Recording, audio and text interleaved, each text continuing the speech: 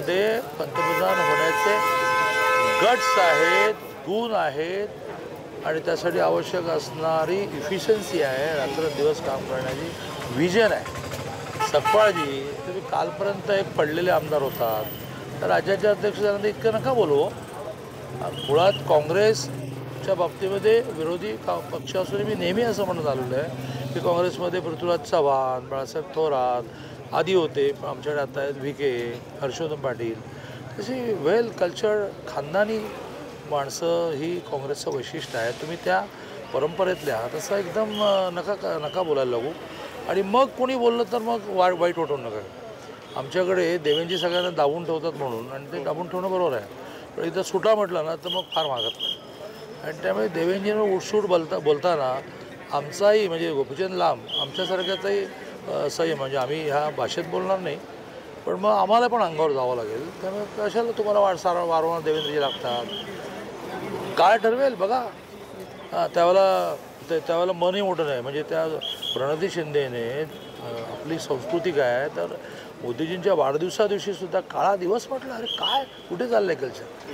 आपलं कल्चर असं आहे की विरोधकाच्या घरी कोणी गेलं, काही चांगलं घडलं, सांत्वन करायला जाऊ. आम्ही 75 वर्ष पूर्ण झाली या माणसाला.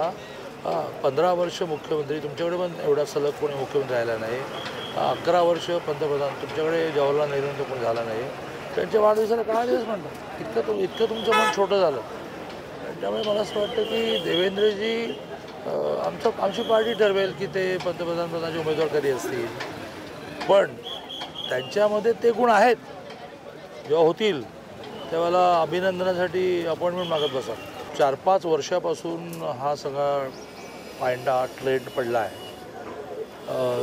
म्हणजे मी असं त्याचं डिस्ट्रीब्युशन नाही करणार की 14 ते 19 देवेंद्रजींचं सरकार आणि 19 नंतर उद्धवजींचं सरकार, नंतर एकनाथजींचं सरकार, पुढे देवेंद्र सरकार, असं डिस्ट्रीब्युशन नाही करणार.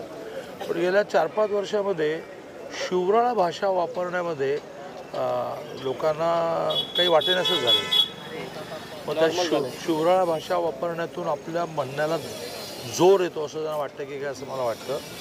आणि त्यामुळे टाळी एका त्याने वाचत नाही. आपलं गोपीचंद पडळकरचं समर्थन ना देवेंद्रजींनी केलं, ना मी करणार, ना बावनकुळेजींनी केलं, ना त्यांचा अत्यंत जवळचा सहकारी सदाभाऊ खोतने केलं. त्यांनी पण मान्य केलं की बाबा मी आता देवेंद्रजींनी दिलेल्या सूचनांचं पालन करेन. पण त्याचं एक आर्ग्युमेंट जे आहे की तुम्ही मोदींवर बोललेलं चालतं, मोदींच्या आईवर बोलायचं, तुम्हाला देवेंद्रजींच्या बायकोवर बोलण्याचा अधिकार आहे. मग त्यावेळेला का नाही फील्डमध्ये उतरला? त्यामुळे पुन्हा एकदा तुमचं कसं होतं प्रेसवाल्यांचं, तुमचं अर्धच वाक्य जातं. तुमचा दोष नसेल, माहीत नाही मला. त्यानंतर जे तुकडे पाडतात ना, काय म्हणतात सोशल मीडिया, त्याच्यात असेल. मग तुम्ही काय दाखवणार की गोपीचंदचं समर्थन? मी गोपीचंदचं समर्थन करत नाही. गोपीचंदनी ही भाषा वापरू नये. महाराष्ट्राचं हे कल्चर नाही.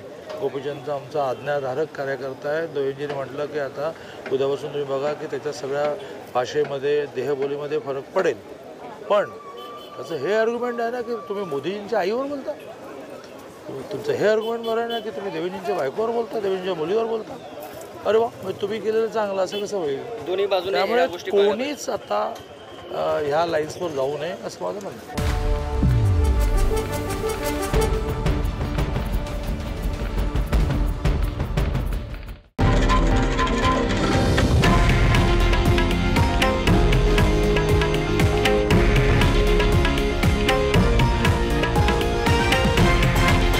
हे आहे देशातील नंबर 1 न्यूज नेटवर्क आणि आपण पाहत आहात TV9 मराठी, एकमेव.